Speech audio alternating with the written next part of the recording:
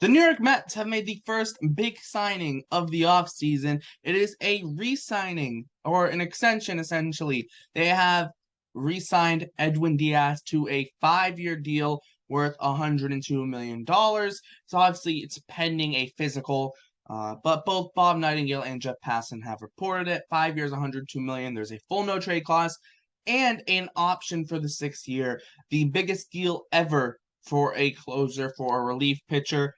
It's going to be an interesting one. Let's get straight into this. This is the Edwin Diaz extension right here on Bleacher Brawls. My name is Derek, and let's get straight into it. So the full terms of Edwin Diaz's deal is a 5-year, $102 million contract, like I said earlier. And according to Jeff Passan, there is an opt-out, a full no-trade clause, and there's also a 6th-year option on it as well. Arguably the best closer in baseball. Definitely one of the top two, to either him or Class A, right up there. But even if he's number two, it's a record-breaking deal for a relief pitcher. The biggest contract a relief pitcher has ever got in MLB history. And some of these big contract relievers do normally fade out towards the end. So it's going to be interesting to see how this deal plays out in the long term. Now, talking about Edwin Diaz and what he means to the New York Mets. Edwin Diaz in 2022 pitched 62 innings. That was 61 appearances.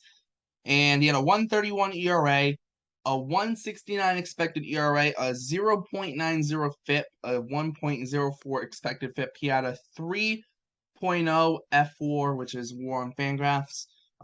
17 strikeouts per 9 innings, just 2.5 walks per 9. I mean, he was stellar, essentially. He was stellar. 32 saves last year. Just exceptional out of the bullpen for the Mets. And it was a big reason why they won 100 games last year. Obviously, he was required in the deal that also sent him and Robbie Cano to the Mets. And that was after, his kind of breakout year in Seattle when he was 24 in 2018 and 73 appearances that year at a 196 ERA and led the league. I think he led the league with 57 saves, or at least was right near the top. His Mets career started off rough in 2019. He had a 5.59 ERA, wasn't really good. 2020, the shortened year, had a 1.75 ERA, really showed what he could do. 2021 though, a 3.45 ERA. However, a 248 FIP and a 262 expected ERA definitely showed him in a better light. And then this year, he just kind of put everything together, and he was by far the Mets' best reliever.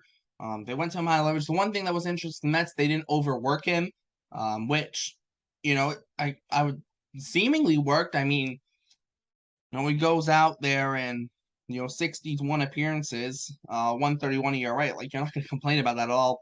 32 saves there, like I said earlier. Just stellar. Only gave up 3 home runs all year. Only walked 18 guys. Just was very, very good for the Mets. And, look at his K to walk rate at 6.56 this year. It's the second highest of his career behind his stellar 2018 year. Batting average against was 158. He had the second best whip of his career. The only year beating it was that 2018 year in Seattle. Yeah, he was just stellar for the Mets. And, even if you look over his, career numbers, in his career, he's got a 2.93 ERA and a 2.55 FIP. Like, that's a solid reliever. That's a solid reliever. And the Mets couldn't afford to lose him. They cannot afford to lose him, especially considering there's no one on the market that you can get that's going to pitch as good as Edwin Diaz did this past year. There's no one available that's going to fill that role.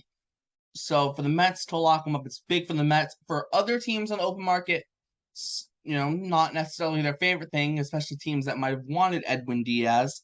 But those teams have to find their different options, whether it's free agency, trade, whatever. They'll have to figure it out.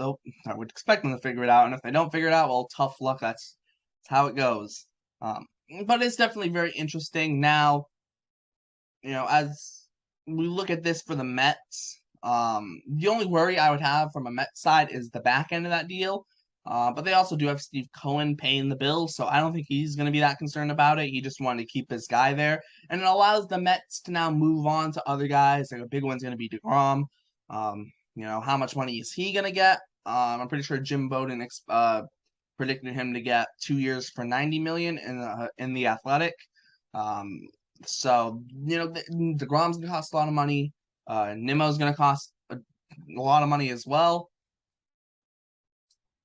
It's going to be interesting to see where the Mets kind of, do they let a Nimmo walk and go after target a guy who's a similar player but maybe a little bit cheaper, or so I don't like. Obviously, like, they can spend all the money, but they're not going to stupidly spend money either. Like, that's the thing. So I wonder how the Mets offseason is going to set up for them.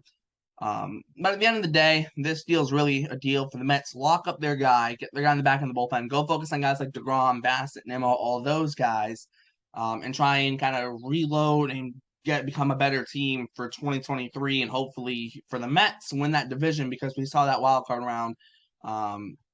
Didn't work out for them going up against the Padres, so they're going to hope to get into the division series next year, win the division. That's going to be a very tough division, though. You have the Braves, you have the Mets, and the Phillies just went to the World Series, took the Astros to 6 games.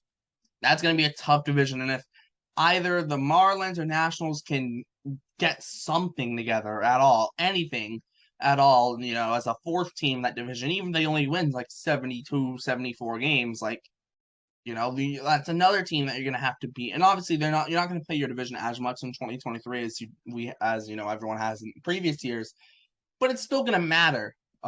Those division games are only going to mean more now, because you lose, 9 out of 12 against one team in your division. Like, it's not like, oh, we have 7 more games. If we win 5 of the next 7, it kind of evens out a little bit. Like that, you're not going to get to even it out. It's go time. You have to figure it out, and you have to figure it out, how to beat the teams in your division, because I think those divisional games are just going to mean more this year, because, yes, everyone's schedule is going to be more balanced, but those division games will mean more because, you don't play each other as often. And for the Mets to get a guy who can just shut down the game as soon as you get to that 9th inning with a lead, it's massive to have. Regular season, playoffs, it is massive to have. And having a guy like Edwin Diaz, it gives you just total confidence in your ability to win when you get there. When you get to that 9th inning, it's huge. Now, for the reliever market, honestly, I don't think this really changes much in the reliever market, right? There aren't really many guys available in the reliever market. Well, there's no one that's like an Edwin Diaz kind of guy, right? There's no one there that is, oh yeah, this is our Edwin Diaz. Like, you look at the relievers this year in free agency, and it was Edwin Diaz and everyone else for the most part, right? Like, Craig Kimbrell's there, Kenley Jansen, and Jansen also has to learn with a pitch clock, and he's one of the slowest guys to deliver the pitch. Taylor Rogers, and then it's like Andrew Chafin, Michael Fulmer, guys who haven't really closed, Rafael Montero. These guys haven't closed, right? It's not that they can't be bad relievers, but they never closed before. So Edwin Diaz was really the prize, and it was mostly kind of everyone else. You had other guys like Kimbrell, Jansen, Rogers, who are a little bit older. They have experience closing, but they're not at that level like Edwin Diaz is right now, where he's in his prime. So for the Mets to lock him up, that's massive. And yeah, the biggest deal ever for reliever. It's great for him, great for the Mets. And it could change the reliever market moving down the road as some of these big name relievers become free agents in the future years. But that's a great place to wrap it up. Make sure to check out all the links in the description. The Bleacher Brawls website, podcast, Instagram, and Twitter, plus all the crew's Twitter, so it'll all be in the description. Make sure to subscribe, and hit the notification bell so you get notified whenever we post. We're going to have a bunch of stuff, a bunch of content coming up to start this off season as we're ready for it. And yeah, comment. What are your thoughts on this extension? Do you like it for the Mets? Do you like it for Edwin Diaz? Like it for both? Dislike it for both? Just what are your thoughts on it? Let us know in the comments. We'll try and respond to as many as possible, which pretty much means we're going to respond to all of them. So yeah, let us know. Thanks for tuning in to Bleacher Brawls. Once again, my name is Derek, and I'll see you next time.